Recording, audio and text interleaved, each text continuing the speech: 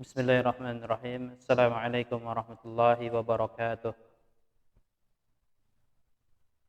Alhamdulillahi rabbil alamin. Wassalatu wassalamu ala asrafil anbiya'i wal mursalin. Wa ala alihi wa sahbihi wa man tabi'ahum bi ihsanin ila yaumiddin wa ba'd. Alhamdulillah, kita bersyukur kepada Allah Subhanahu wa taala. Salawat beserta salam, semoga kita berselawat dan mengucapkan salam kepada nabinya Nabi Muhammad sallallahu alaihi wasallam, karena yang demikian adalah perintah Allah Subhanahu wa taala sebagaimana firman-Nya, innallaha wa malaikatahu yusholluna 'alan nabi ya ayyuhalladzina amanu shallu 'alaihi wa sallimu taslima. Ma'asyiral muslimin dan muslimah rahimani wa rahimakumullah taala jami'an. Kita akan mempelajari dalil yang keenam yang menunjukkan keutamaan Islam. Syekh Muhammad bin Abdul Wahhab rahimahullahu taala berkata, beliau mengambil dari hadis Nabi sallallahu alaihi wasallam.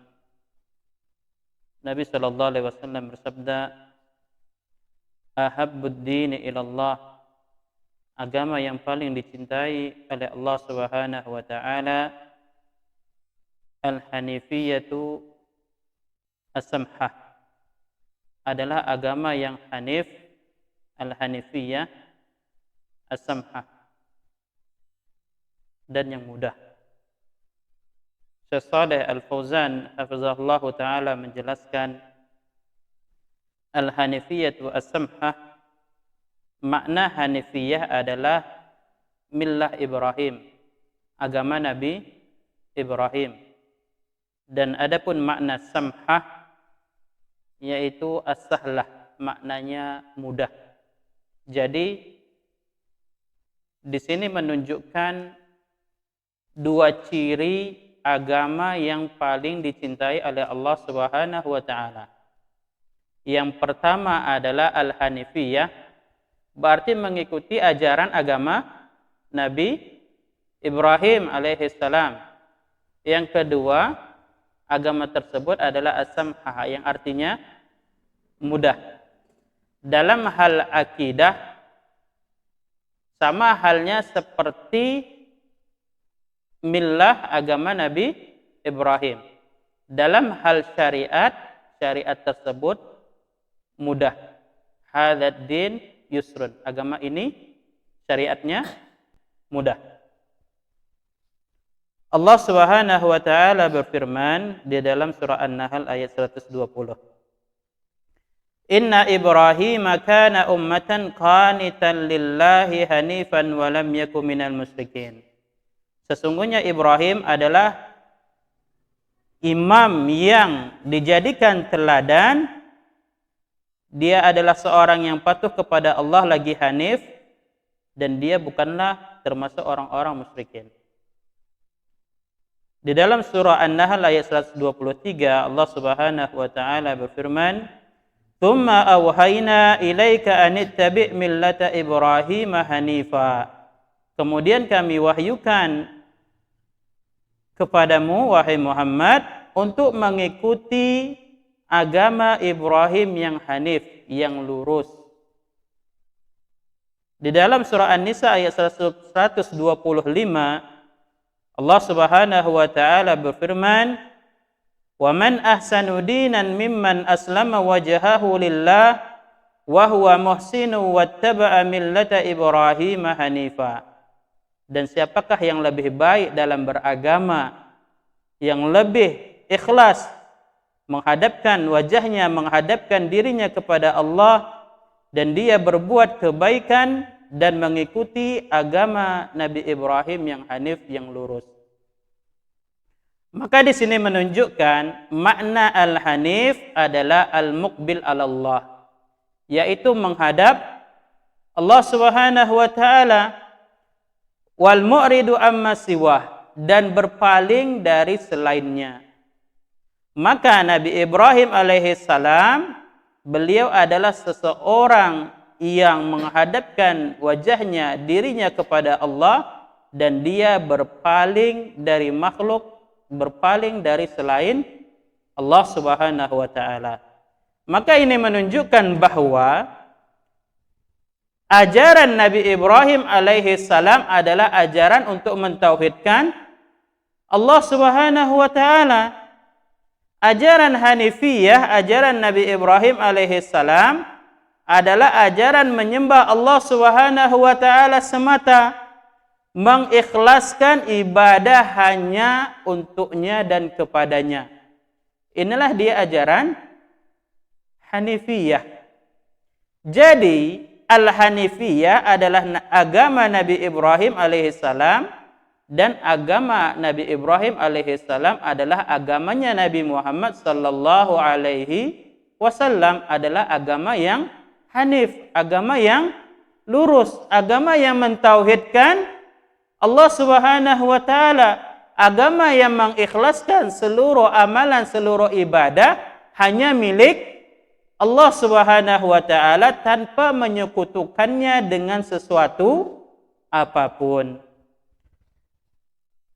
Allah Subhanahu wa taala berfirman di dalam surah Ali Imran ayat 67. Ma kana Ibrahimu Yahudiyya wala Nasraniyya walakin kana hanifan muslima. Bukanlah Nabi Ibrahim itu seorang Yahudi dan tidak bukan seorang Nasrani, akan tetapi Nabi Ibrahim adalah seorang Muslim yang lurus, seorang Muslim yang mentauhidkan Allah Subhanahu wa taala. Wa ma kana minal musyrikin.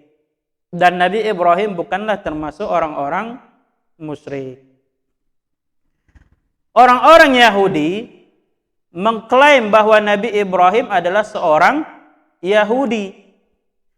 Padahal kitab Taurat diturunkan setelah Nabi Ibrahim.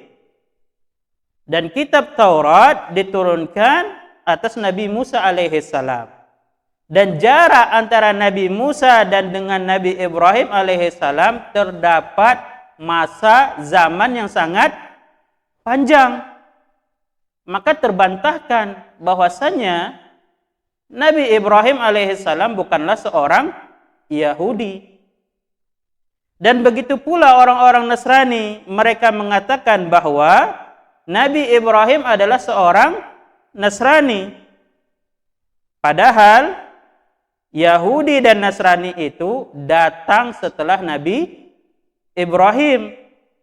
Allah Subhanahu wa taala membantah perkataan orang-orang Yahudi dan orang-orang Nasrani yang mereka mengklaim bahwasanya Nabi Ibrahim itu adalah seorang Yahudi atau seorang Nasrani. Allah Subhanahu wa taala mengatakan, "Ma kana Ibrahimu Yahudiyya wala Nasraniyya, walakin kana hanifan muslima wa ma kana minal musyrikin."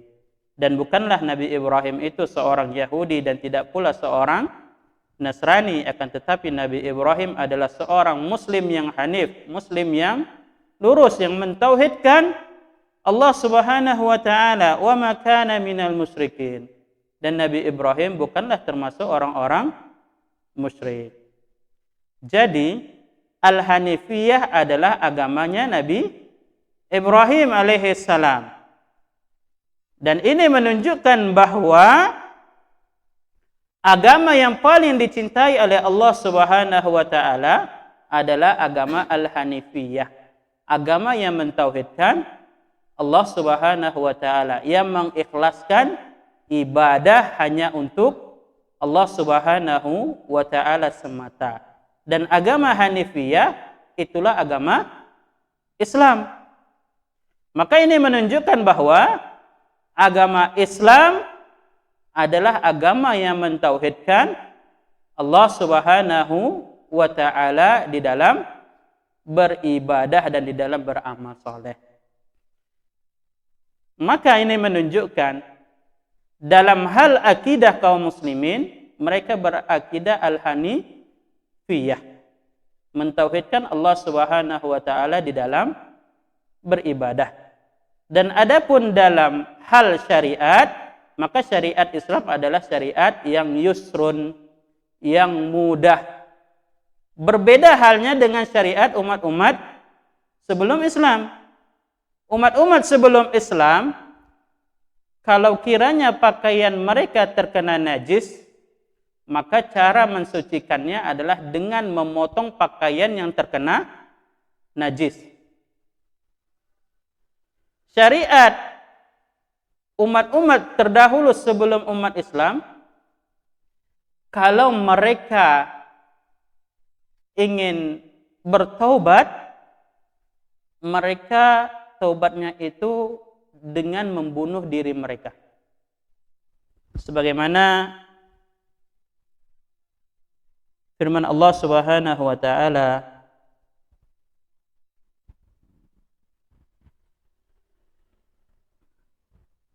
di dalam surah Al-Baqarah ayat 54. Wa id qala Musa liqaumihi ya qaumi innakum zalamtum anfusakum bittikhadikumul ijla fatubu ila bari'ikum faqtulu anfusakum dzalikum khairul lakum inda bari'ikum fataba 'alaikum innahu huwat tawwabur rahim. Dan ingatlah ketika Nabi Musa berkata kepada kaumnya, hai kaumku, sesungguhnya kamu telah menganiaya dirimu sendiri karena kamu telah menjadikan anak lembu sebagai sembahanmu. Maka bertaubatlah kepada Tuhan yang menjadikan kamu dan bunuhlah dirimu. Hal itu adalah lebih baik bagimu pada sisi Tuhan yang menjadikanmu. Maka Allah akan menerima taubatmu, sesungguhnya dialah yang maha penerima taubat lagi maha penyayang. Ini menunjukkan bahwa syariat Nabi Musa alaihissalam, kalau mereka melakukan perbuatan dosa, maka cara bertobat mereka adalah dengan membunuh diri mereka. Berbeda halnya dengan syariat agama Islam. Kalau kita melakukan suatu hal dosa atau maksiat, maka syarat bertobat itu ada 3. Yang pertama, menyesal. Yang kedua, bertekad tidak untuk kembali melakukannya. Kemudian yang ketiga, tidak mengulanginya lagi kepada dosa tersebut. Kalau sekiranya itu berkaitan dengan hak manusia, maka ditambah dengan satu syarat lagi, yaitu meminta maaf kepada orang yang telah kita berbuat zalim kepadanya, atau kita kembalikan haknya. Maka ini menunjukkan bahwa dalam hal akidah kita mengikuti ajaran Nabi Ibrahim alaihissalam, yaitu mentauhidkan Allah Subhanahu wa taala di dalam ibadah. Dan adapun dalam hal syariat, maka syariat Islam adalah syariat yang yusrun, yang mudah. Maka inilah 2 ciri yang menyebutkan bahwa agama yang dicintai oleh Allah Subhanahu wa taala adalah agama yang hanif dan as-samhah, yang mudah. Kemudian ma'asyiral muslimin rahimani wa rahimakumullahu taala jami'an, dalil yang ke-7 yang menunjukkan tentang keutamaan Islam. Syekh Muhammad bin Abdul Wahhab rahimahullahu taala berkata, beliau menuliskan, mengutip perkataan dari Ubay bin Ka'ab radhiyallahu anhu. Ia berkata, jadi ini adalah athar perkataan dari sahabat yang bernama Ubay bin Ka'ab. Apa kata Ubay bin Ka'ab radhiyallahu anhu? Alaikum bis-sabili was-sunnah. Alaikum bis-sabili was-sunnah. Wajib atas kalian berpegang dengan as-sabil was-sunnah. As-sabil di sini maknanya adalah Islam, was-sunnah maknanya di sini adalah ajaran Rasulullah sallallahu alaihi wasallam. Maka secara tidak langsung, Maka di sini kita dapati maknanya alaikum bisabili was sunnah, wajib atas kalian berislam dengan yang diajarkan oleh Rasulullah sallallahu alaihi wasallam. Maka tidak boleh kita berislam dengan ajaran selain ajaran Rasulullah sallallahu alaihi wasallam. Karena kata Ubay bin Ka'ab radhiyallahu anhu, ia mengatakan alaikum bisabili was sunnah. Wajib atas kalian di atas sabil was sunnah, di atas Islam yang diajarkan oleh Rasulullah sallallahu alaihi wasallam. Fa innahu laisa min abdin ala sabilin was sunnah. Siapapun seorang hamba yang dia berada di atas Islam yang diajarkan oleh Rasulullah sallallahu alaihi wasallam, di atas sunnahnya, dzakarallaha fafadat ainahu min khasyatillah fatamassahun nar.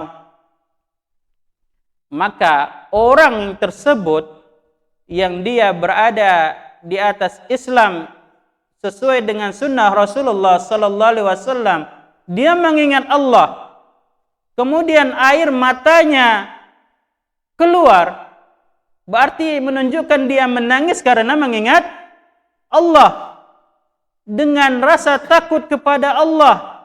Fatamassahun nar, maka kedua matanya itu tidak disentuh oleh neraka.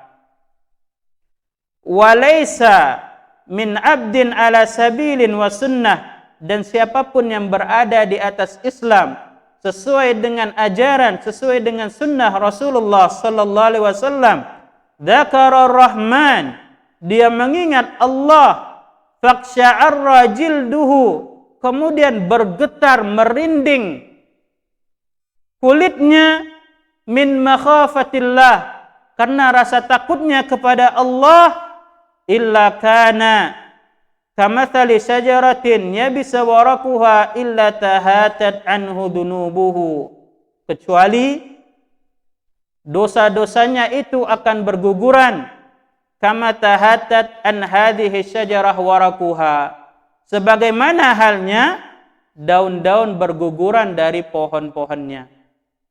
Maka ini menunjukkan akan keutamaan orang-orang yang menangis karena Allah Subhanahu wa taala dan dia di atas jalan Islam yang sesuai dengan petunjuk sunnah tuntunan Rasulullah sallallahu alaihi wasallam.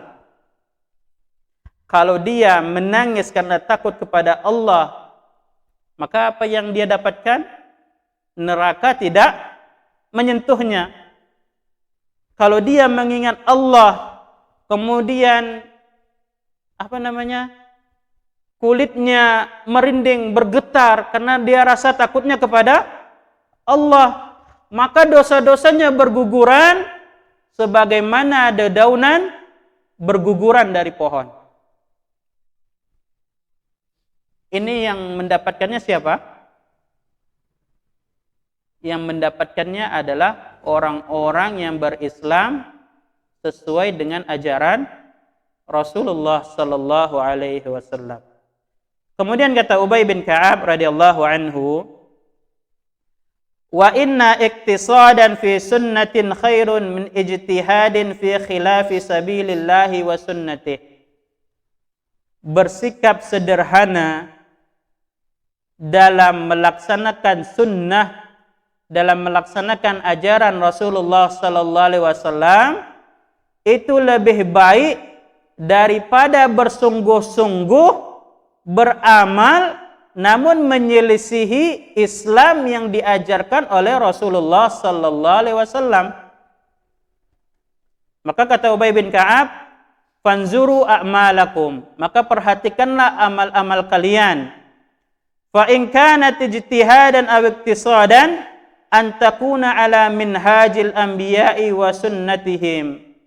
Kalaulah kalian beramal bersungguh-sungguh ataupun kalian beramal sederhana atau biasa-biasa saja, maka pastikan amalan kalian itu sesuai dengan manhaj para nabi dan sunnah mereka.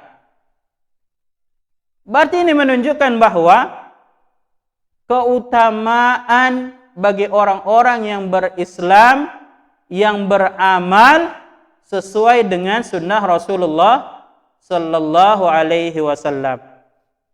Maka kata Syekh Shalih Al-Fauzan hafizahullah taala menjelaskan ini, bahwasanya asar ini dari Ubay bin Ka'ab menunjukkan tentang keutamaan Islam. Ia mengatakan, sesungguhnya seorang manusia apabila dia berada di atas Islam yang benar dan dia beramal sesuai dengan sunnah Rasulullah sallallahu alaihi wasallam, apabila dia menangis karena rasa takutnya kepada Allah, maka dia tidak disentuh api neraka. Karena rasa takutnya itu kepada Allah, dia di atas Islam dan sesuai dengan sunnah Rasulullah sallallahu alaihi wasallam. Dan adapun orang yang takut kepada Allah namun dia tidak di atas sunnah Rasulullah, dia takut kepada Allah namun dia mengerjakan perbuatan bid'ah, perbuatan yang diada-adakan dalam agama yang tidak ada dalilnya. Kan ada juga itu ya, orang menangis, dia juga takut kepada Allah, namun tangisannya itu tidak sesuai dengan sunnah Rasulullah sallallahu alaihi wasallam. Fahadha la yanfa'uhu buka'uhu. Maka tangisannya itu tidak ada manfaatnya. Karena rasa khusyuknya, rasa takutnya. Kita lihat banyak di kalangan orang-orang Nasrani menangis dan mereka khusyuk berdoa, akan tetapi yang mereka lakukan itu tidak di atas hidayah. Bahkan mereka lakukan itu di atas kesesatan. Dan kita lihat banyak di kalangan orang-orang pengagung kuburan dan orang-orang pelaku bid'ah. Mereka menangis dengan tangisan yang sangat mendalam. Akan tetapi tangisan mereka itu tidak ada pahalanya.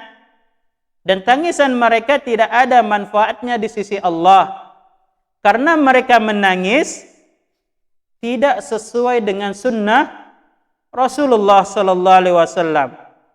Maka ini menunjukkan bahwa tolak ukur ganjaran seseorang menangis ataupun seseorang merasa takut kepada Allah itu bukanlah karena tangisannya, bukanlah karena rasa takutnya, akan tetapi dilihat di atas apa dia menangis dan di atas apa dia merasa takut kepada Allah Subhanahu wa taala. Karena ada orang yang mengerjakan sunnah dia menangis. Dia ingat dosa-dosanya. Dan ada juga orang yang mengerjakan perbuatan bid'ah, dia juga menangis. Maka di sini bukan dilihat dari tangisannya, akan tetapi yang dilihat dari apanya? Di atas apa mereka menangis. Di atas sunnah, maka tangisannya itu bermanfaat. Namun kalau kiranya tangisannya di atas kebid'ahan, maka tangisannya itu tidak ada manfaatnya. Kemudian di akhir kata, Ubay bin Ka'ab radhiyallahu anhu mengatakan, inna iktisadan fi sunnah, mengerjakan sunnah dengan sederhana, khairun min ijtihadin fi khilafi sabilillahi wa sunnatih. Itu lebih baik daripada bersungguh-sungguh beramal namun menyelisihi Islam yang diajarkan oleh Rasulullah sallallahu alaihi wasallam. Maka ini adalah ucapan yang sangat agung yang mesti kita perhatikan. Amalan yang sederhana sesuai dengan sunnah itu lebih baik daripada bersungguh-sungguh melakukan suatu amalan namun menyelisihi sunnah. Fal amalul yasir, maka amalan yang sedikit yang sesuai dengan sunnah, niscaya di dalamnya terdapat kebaikan yang banyak daripada bersungguh-sungguh melakukan amalan yang banyak, namun amalan tersebut adalah amalan bid'ah. Maka amalan yang banyak tadi yang sungguh-sungguh dikerjakan, tidak ada manfaatnya. Maka amalan yang banyak yang sungguh-sungguh dikerjakan dan amalan itu adalah amalan bid'ah, maka tidak ada manfaatnya bagi si pelakunya. Walaupun dia bersungguh-sungguh mengerjakannya siang dan malam. Maka kita lihat di sini, karena yang dia lakukan itu amalan yang banyak dan dia bersungguh-sungguh dan amalan itu adalah amalan bid'ah, dia lakukan di atas jalan selain jalan sunnah. Maka tolak ukur suatu amalan itu diterima bukanlah karena banyaknya seseorang beramal, dan juga tolak ukurnya bukanlah karena banyaknya dia menangis. Akan tetapi tolak ukur amalan itu diterima, diberi ganjaran oleh Allah Subhanahu wa taala, dilihat dari atas apa yang dia lakukan. Maka tolak ukur amalan itu diterima, tolak ukurnya adalah mengikuti kitabullah dan sunnah Rasulullah sallallahu alaihi wasallam, walaupun amalan tersebut sedikit. Maka amalan yang sedikit itu lebih baik dan amalan tersebut banyak kebaikannya dan amalan tersebut membawa kepada keselamatan. Walaupun itu amalannya kecil, amalannya sedikit, namun sesuai dengan sunnah, sesuai dengan Islam yang dibawa oleh Rasulullah sallallahu alaihi wasallam. Maka tangisannya, rasa khusyuknya, rasa takutnya kepada Allah Subhanahu wa taala yang dia bangun di atas Islam yang diajarkan oleh Rasulullah sallallahu alaihi wasallam, itulah yang menjadi penyelamatnya dari api neraka. Maka ini menjadi pelajaran bagi kita semuanya, ma'asyiral muslimin dan muslimah. Hendaknya kita ingat perkataan daripada sahabat yang mulia Ubay bin Ka'ab radhiyallahu anhu, "Inna iktisadan fi sunnah." Sederhana dalam melaksanakan sunnah, khairun min ijtihadin, itu lebih baik daripada bersungguh-sungguh fi khilafi sabilillahi wa sunnatih, daripada beramal menyelisihi ajaran Islam yang dibawa oleh Nabi Muhammad sallallahu alaihi wasallam. Kemudian ma'asyiral muslimin dan muslimah rahimani wa rahimakumullah, ikhwatal iman, dalil ke-8 yang menunjukkan tentang keutamaan Islam. Syekh Muhammad bin Abdul Wahhab rahimahullahu taala berkata, beliau membawakan sebuah hadis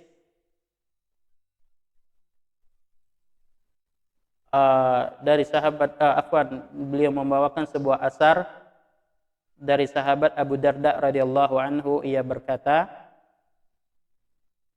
"Ya habadha naumul aqyas wa iftaruhum." Bergembiralah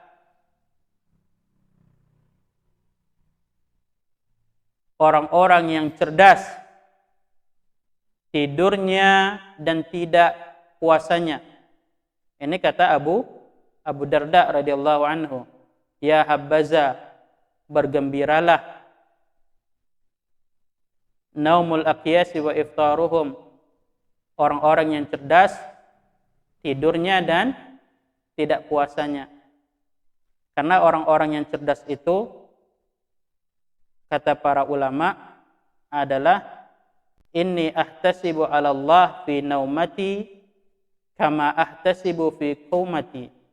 Aku berharap kepada Allah pahala di dalam tidurku sebagaimana aku berharap kepada Allah pahala di dalam bangunku.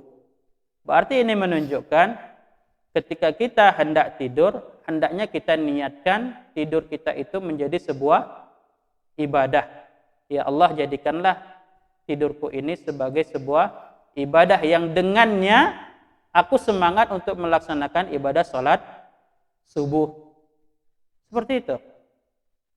Ketika misalnya kita hendak makan, ya Allah, jadikanlah makanku ini menjadi sebuah ibadah yang dengannya bisa menguatkan aku untuk sholat. Kan seperti itu ya. Jadi seperti inilah orang-orang cerdas. Dia tidak beraktivitas atau tidak beraktivitas, dia berharap kepada Allah, itu semuanya bernilai ibadah. Makanya kata Abu Darda radhiyallahu anhu, ya habbaza, bergembiralah, naumul aqyasi wa iftaruhum, orang-orang yang cerdas dalam tidurnya dan dalam tidak puasanya. Kaifa yaibuna saharal hamqa wa saumahum, mereka dapat mengungguli orang-orang bodoh, padahal orang-orang bodoh ini mereka bergadang malam untuk ibadah dan mereka pun berpuasa. Makanya orang cerdas dan orang bodoh ini sangat berbeda. Bisa jadi orang bodoh ini dia melakukan aktivitasnya namun dia tidak mengharapkan pahala dari Allah Subhanahu wa taala. Bisa jadi aktivitasnya yang mubah dia tidak niatkan untuk ibadah kepada Allah Subhanahu wa taala. Padahal aktivitas yang mubah kalau dia diniatkan untuk ibadah, maka aktivitas mubah itu akan menjadi sebuah ibadah. Makanya di sini kata Abu Darda radhiyallahu anhu, ya habada naumul aqyasi wa iftaruhum, bergembiralah orang-orang yang cerdas dalam tidurnya maupun dalam tidak puasanya. Kaifa ya'ibuna saharal hamqa wa saumahum, mereka dapat mengungguli orang-orang bodoh padahal mereka itu salat malam dan juga berpuasa. Kata Abu Darda radhiyallahu anhu, misqala dzarratin min birrin ma'a taqwa wa yaqinin a'lamu wa afdalu wa arjahu min ibadatil mughtarrin. Amalan kebaikan sebesar atau seberat biji sawi yang dilakukan oleh orang yang bertakwa, yang dilakukan oleh orang yang bertauhid, itu lebih besar, itu lebih utama, itu lebih berat daripada ibadahnya orang-orang yang tertipu. Siapa itu orang yang tertipu? Orang yang tertipu adalah orang yang tidak mengikhlaskan ibadahnya kepada Allah. Ini yang pertama. Kemudian orang yang tertipu yang kedua adalah orang yang beramal namun amalannya tersebut tidak sesuai dengan sunnah Rasulullah SAW. Maka dengan ini kita ketahui bahwa syarat diterimanya amalan itu ada berapa? Ada dua. Yang pertama, mengikhlaskan, memurnikan ibadah itu hanya milik Allah tanpa menyekutukannya dengan sesuatu apapun. Yang kedua, amalan ibadah tersebut harus sesuai dengan tuntunan yang diajarkan oleh Rasulullah sallallahu alaihi wasallam. Maka di sini disebutkan oleh Abu Darda radhiyallahu anhu, misqala dzarratin min birrin, amalan kebaikan sebesar atau seberat biji sawi yang dilakukan ma'a taqwa wa yakin, yang dilakukan oleh orang yang bertakwa, yang dilakukan oleh orang yang bertauhid, itu lebih berat, lebih utama, lebih besar bin ibadatil muqtarrin, daripada ibadahnya orang-orang yang tertipu.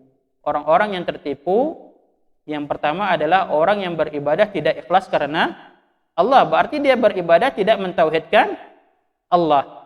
Kemudian orang yang tertipu yang kedua adalah orang yang beramal atau orang yang beribadah namun amalannya tersebut tidak mencocoki, tidak sesuai dengan ajaran Rasulullah sallallahu alaihi wasallam.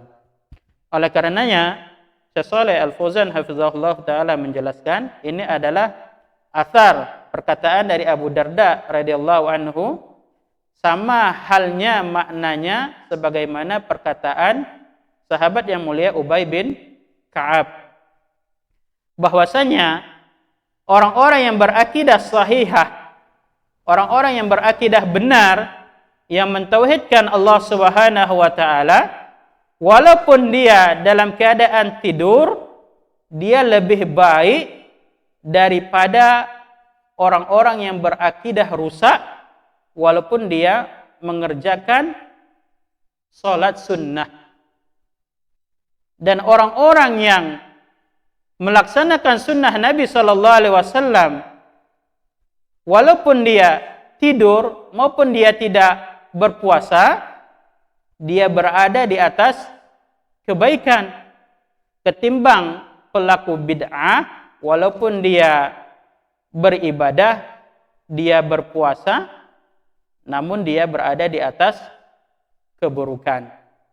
Makanya karena para pelaku bid'ah ataupun para pelaku akidah yang rusak, mereka berjalan di atas tanpa hidayah yang benar. Maka ini menunjukkan bahwa inilah keutamaan Islam yang hendaknya kita harus mentauhidkan Allah Subhanahu wa taala di dalam mengibadahinya. Kemudian hendaknya kita ketika beramal harus sesuai dengan tuntunan Rasulullah sallallahu alaihi wasallam, agar kita bukanlah termasuk dari kalangan orang-orang yang beribadah namun mereka tertipu. Demikian ma'asyiral muslimin dan muslimah rahimani wa rahimakumullahu taala jami'an. Dengan ini kita telah menyelesaikan pembahasan yang pertama tentang keutamaan Islam, dan insyaallah taala pada pertemuan selanjutnya kita akan memasuki bab ad-dukhul fil Islam, bab masuk ke dalam agama Islam. Semoga apa yang kita pelajari ini bermanfaat bagi kita semua, dan hendaknya kita berbangga dengan Islam kita. Bagaimana caranya kita berbangga dengan Islam kita? Kita tunjukkan syariat Islam dengan cara talabul ilmi wal amalu bihi, dengan cara kita menuntut ilmu dan mengamalkan ajaran Islam. Maka hendaknya kita jangan malu. Kita harus bangga karena agama Islam adalah agama yang hak, agama yang diridhai oleh Allah Subhanahu wa ta'ala. Bila kiranya ada pertanyaan, kami persilahkan.